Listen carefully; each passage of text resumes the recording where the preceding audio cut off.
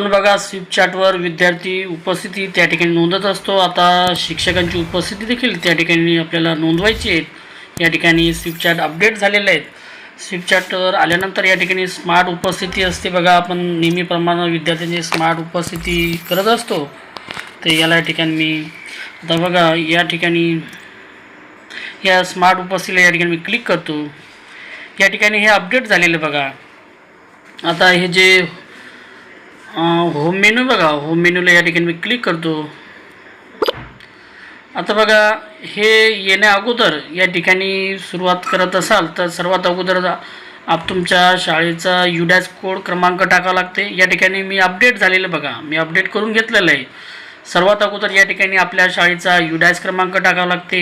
त्यानंतर ती शाळा आपल्याला दिसते, आपण यस म्हणायचं। त्याच्यानंतर आपल्या टीचर कोड टाकायचं म्हणजे शाळार्थ ID त्या ठिकाणी टाकावं लागते।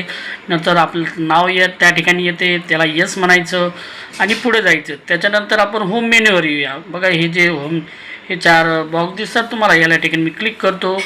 या ठिकाणी अटेंडन्स स्टेटस बघा। आता हे होम मेन्यूला या ठिकाणी मी क्लिक केलं की या ठिकाणी दोन्ही येतं बघा, एक टेक स्टुडंट अटेंडन्स आणि टेक टीचर अटेंडन्स म्हणजे अपडेट झालेले। आजची तारीख 21 ऑगस्ट 2026 अशी तारीख आहे बघा। तर आजच्या तारखेला अपडेट झालेले आहेत। आता या टेक टीचर अटेंडन्सला या ठिकाणी मी क्लिक करतो। रेकॉर्ड अटेंडन्स आहे बघा, याला या ठिकाणी मी क्लिक करतो। या ठिकाणी आता माझ्या शाळेतले हे 4 शिक्षक या ठिकाणी दिसत आहेत।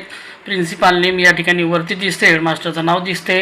आता या ठिकाणी हे प्रेझेंट आहे बघा, प्रेझेंट या प्रेझेंटला जर आपण क्लिक केलं तर या ठिकाणी हे ऑप्शन या ठिकाणी ओपन होतात। Absent, on duty, CL, EL, HPL, community leave हे सर्व या ठिकाणी ओपन होते। म्हणजे आपल्याला जी आवश्यकता असेल, ज्या रजेवर गेलेले असतील शिक्षक बांधव त्या ठिकाणी आपल्याला हे करावं लागेल। या ठिकाणी माझे 4 शिक्षक बांधव प्रेझेंट होते।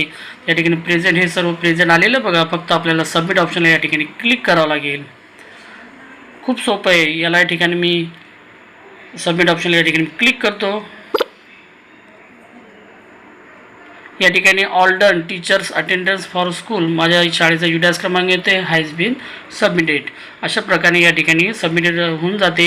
या 4 बॉक्सला या ठिकाणी मी क्लिक केलं की अटेंडन्स स्टेटसला या ठिकाणी मी क्लिक केलं की टीचर अटेंडन्स रिपोर्टला या ठिकाणी मी क्लिक केलं का डेली रिपोर्ट या ठिकाणी टीचर्स प्रेझेंट या ठिकाणी आपल्याला दिसते। माझ्या शाळेचं या ठिकाणी टीचर प्रेझेंट 4 पैकी 4 हजर या तारखेला दिसते आणि PDF पण त्या ठिकाणी उपलब्ध होते।